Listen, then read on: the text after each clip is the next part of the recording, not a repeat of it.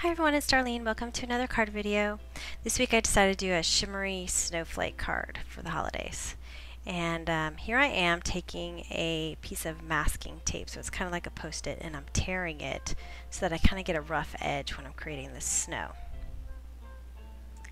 And I'm taking 3 different snowflakes, so I get a little bit of a variety, and some Versamark ink. And then I'm going to randomly stamp the different snowflakes all over the card. And this is Stampin' Up! White cardstock because I'm going to be using Stampin' Up! Classic ink in Night of Navy. And the Stampin' Up! Cardstock absorbs that ink the best.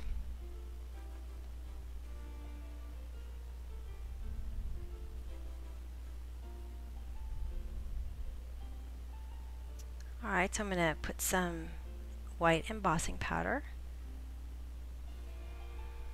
And I'm going to heat it up with my heat tool to melt the powder, and then it will resist the ink that I apply.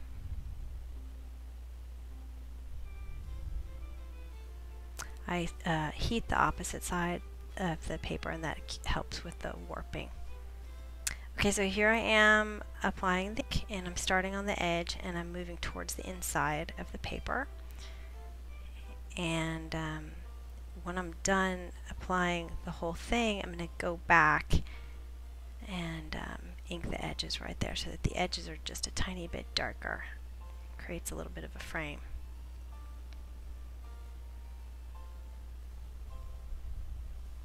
This is just water.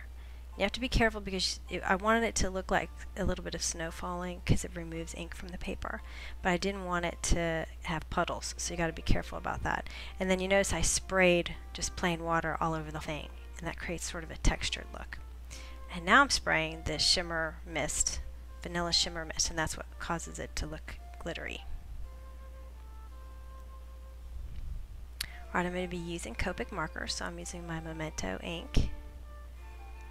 I've got a whole set of markers to use for this little house. I'm going to go pretty fast because it took me a while. So I'm doing an all over color with the lightest color of brown. And I'm not worrying too much because I'm going to cut it out, so I'm not too worried about going over the lines. So here's my darkest brown, and then I'm coming back, here it is, with this medium color.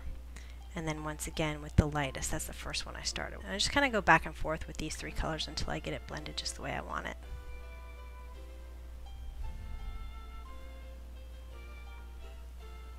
Alright, this is a colorless blender, and what it does is remove color. So I'm making little dots on my house, and it kind of makes it look like it's kind of stone. I'm going to repeat the same thing up here.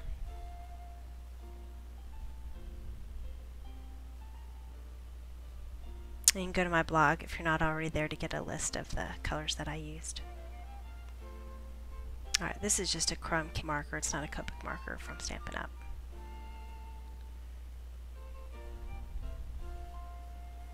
And this is also a real red Stampin' Up! Marker.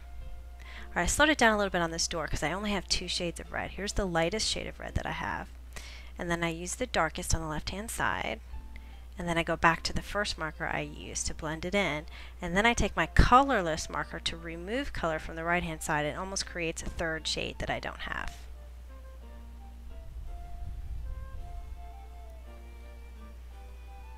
Okay, now I'm just going to cut it out. Notice I left a little bit of extra white cardstock on top of that door mirror. Now this is, I actually tried to flock it first, and I just didn't like the way it looked. There just wasn't enough flock.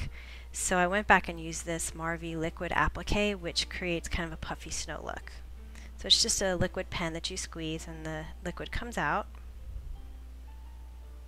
And then I'm going to heat it up with my heat tool and it'll puff up. And what I like to do is I take my paper piercer before it has a chance to dry, and I spread it out a little bit because some areas are puffier than others and I wanted it to be consistent.